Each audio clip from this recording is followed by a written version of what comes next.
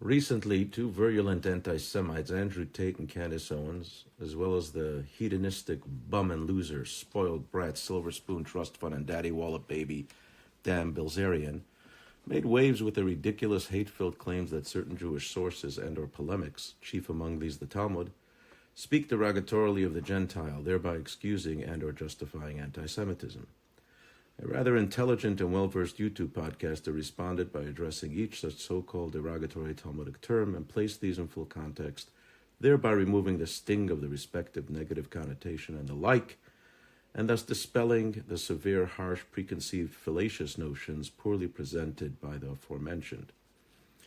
While this scholarly and articulate individual responder made coherent, cogent, and succinct arguments, here's the problem with him and so many like him, and I've repeated this mantra in all my previous podcasts. The bad are incorrigible and the stupid impervious. Put another way, do not confuse the bad or the stupid with reason and facts. It never works, and the reason it doesn't is because, as a rule, the bad are bad and don't wish to be good. That's why they're bad, while the stupid are simply incapable. You can try and reason with either segment, but the result will be the same. Either will merely continue with its brutishness. You will never win. It's a waste of time and energy. Put your resources toward better, more useful, and profitable causes. That is why I subscribe to an entirely different and far more convincing matter-of-fact approach or response. Before I describe same, however, allow me to share a story and a thought. When the founder of the Chabad Hasidic movement, Rabbi Shneur Zalman of Liadi, better known as the Baal HaTanya after his magnum opus, and fondly known among Chabad Hasidim as the Alter Rebbe, was incarcerated in Tsarist Russia circa 1785 for the grave crime of disseminating Judaism, his interrogators presented him with a slew of questions. He responded to each in turn. When they, however, made their final inquiry, the Rebbe merely smiled. The final question they posed to him was this, quote, "At the end of chapter 1 of your Tanya, you quote the Eitz Chaim based on the Talmud as follows: all good that the nations do, they do for themselves, and that according to Rabbi Gamliel, all the charity and kindness of the Gentile nations is sinful to them, since they only do so to put on airs, etc. How dare you write such blaspheme?" Unquote. I encourage my listening audience to see Miller on Tanya. To this day, no one is certain as to the method to the Rebbe's smile madness. However, since that fateful interrogation, many theories have been proffered. One, for example, is that the Rebbe smiled because he was expressing gladness and joy that even the Gentiles, and more specifically his interrogators, were studying his Tanya. And although I have struggled with this Tanya proverb, and although humility is not a strong suit of mine, I am nonetheless humble enough to defer to the great and incomparable Alter Rebbe and fully trust that there's a sufficiently salient underlying premise to his accurate quote citing the Talmud. That said, I believe he smiled in response to this inquiry because, like Tate and Owens, no answer would have sufficed. He could offer nothing, no justification or excuse, regardless of how logical and convincing, that would have satisfied, pacified, and or placated his virulently anti-Semitic inquisitors, because, like I have repeatedly maintained, the bad are incorrigible and the stupid impervious. One last item by way of introduction to my formal response to Tate and Owens. Why would Owens have begun by citing and criticizing certain writings of the Lubavitch Rebbe of blessed memory that she may have misinterpreted as anti-Gentilic? She could have and should have first gone to the source, God's written word. For example, L'nachri tashich ula'achicha lo tashich. Thou mayest charge the Gentile interest, but thou shalt not thy fellow Jew. Deuteronomy 23:21. This should serve as great fodder for the anti-Semite. No need to seek out secondary sources. But here's my antidote to this apparently disturbing verse. First, as I will elaborate later, we must not translate the term Nachri as merely Gentile, but rather as a specific denomination within the Gentile world, although in 2024 it might be difficult to determine what that specific color or creed of Gentile is. Second, although Rambam Maimonides seems to count this verse as two separate distinct mitzvot, Torah commandments, one negative, do not charge interest to your fellow Jew, and one positive, do charge interest to the Gentile, practically speaking, the latter is not per se a commandment as much as it is a byproduct, i.e. optional. See Rabbeinu Bachya, who further quotes the Talmud, Bava Metzia 71:1, where it is written, although one may charge a non-Jew interest, nonetheless one may not behave in a usurious manner toward the non-Jew. Furthermore, Sforno reads this verse inversely, that it relates to the borrower, not the lender. That is, that while you shall pay the non-Jew interest on a loan, you shall not your fellow Jew. Third, what came first, the chicken or the egg? A matter also elaborated later in this lecture. And now for my response, written nearly 2 decades ago and published in the appendix of my latest book, Tavlin 360, June 2023, that should silence Tate and Owens and other like-minded fools. Simply speaking, this is not a response which mandates or even allows for a rebuttal due to its clear and crisp nature. This response, as you shall shortly see, does not provide for splitting hairs nor debate or postulate. It is ironclad and unshakable. Let's begin.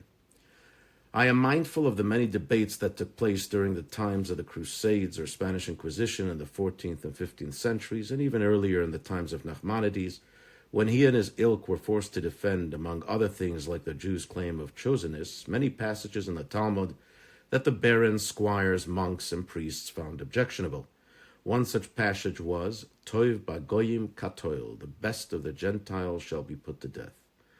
During one such debate, Rabbi Yechiel ben Joseph of Paris, a 13th century Talmudic scholar and sage, wittily explained that the term katoil possesses a double meaning.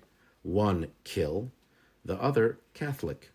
And so, said he, this Talmudic verse means to say the best of the Gentiles are Catholic. Now, even if this is a plausible expostulation of this rather incendiary and disturbing Talmudic passage, what does it really mean that the best Gentiles are Catholic? Seems more quick-witted and politically expedient than sound.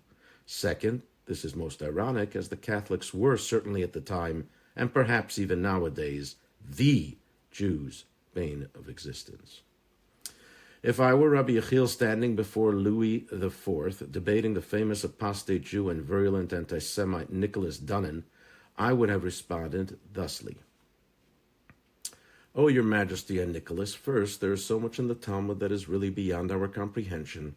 Talmud often speaks in riddles and is in many cases arcane. This might very well be one such case. Of course, Tate and Owens would retort that this is a cop-out. And although I respect that retort, nonetheless, it does not in and of itself change or undermine the facts as described. Second, like I briefly touched on above, one must fully appreciate the multiple terms used in and the polyglot nature of the Talmud in its reference to so many things, not the least of which is goyim, collective term for Gentiles. And this is really so by accident, but rather with clear intent and design. Why goy does not mean the same as akum, which does not mean the same as nachri, which does not mean the same as kuti, which does not mean the same as orel, and so on. Each is specific and deliberate to the context in which each such Gentile term appears. While Talmud may speak derogatorily of certain factions or denominations, it does so for given reasons. For example, Molech worshippers or paganism enjoyed the scorn of the sages, but for good reason. After all, these denominations boiled their babies to death as an offering to their so-called deity, who wouldn't direct vitriol their way. Other Gentilic denominations were particularly savage in other ways. Of course, there were plenty of good Gentiles like Alexander the Great and Doma ben Essina, and the Talmud clearly speaks of them glowingly. Why, in recent history, who matches the generosity and magnanimity of Wallenberg, Schindler, Sugihara, Winton, and others? They risked life and limb to save tens of thousands of Jews from certain death. They are truly righteous Gentiles for whom uniquely Torah, unlike any other holy book or religion, assures a portion in the hereafter alongside the Jew. In this vein, I recall Psalm 137, in which the Jews lament the fact that while exiled in Babylonia, circa 350 BC, their oppressors forced them to sing songs of Jerusalem. As the Babylonians did not understand Hebrew, the Jews sang the song by the rivers of Babel, in which they inserted a verse, Ashrei sheyochez v'nipetz esolalayich el hasola. Praised is he who smashes the heads of Babylonian infants on the rock. At first glance, this seems awful. Who dares utter something so ghastly? However, put into context, it is not only fair game, but reasonable too. You have any idea as to what conditions the exiled Jews were subjected? When the Nazis led the Jews into the gas chambers, were the Jews not justified in uttering curses and epithets toward their tormentors and persecutors across the board, even toward Nazi babies? There's no discrimination at times as pressing as these, nor should there be. Third, do you have any idea when the Talmud was written? Roughly 1,500 years ago. That's after the Jews had already been pillaged, persecuted, tortured, burnt at the stake for about 2,000 years. What came first, the chicken or the egg? Yeah, I think a modicum of mildly offensive statements toward their oppressors is justified. You stabbed our children to death, and we countered your marauding murder and mayhem with verbal or written insults? Talk about disproportionate response. Boo-hoo, my heart cries for you. I'll play the world's smallest fiddle. Fourth, why don't you apply to the Jew that which you happily apply to the rest of the world, most predominantly the Muslims? When you and other anti-Semites are challenged with the Muslim question, your response invariably is not to blame the majority for the sins of the minority. But you won't apply the same standard to the Jews. Why must we suffer for the so-called sins of a couple sages a millennium and a half ago? Parenthetically, it is not I who maintains error on the part of the sages, but certainly according to you who does. How do you reconcile? Apparently what's good for the geese is never good for the gander, just because they're gander. Fifth and finally, aren't we even? After more than 4,000 and more perniciously 2,000 years of unbridled hell suffered at your forebears' hands, aren't we even?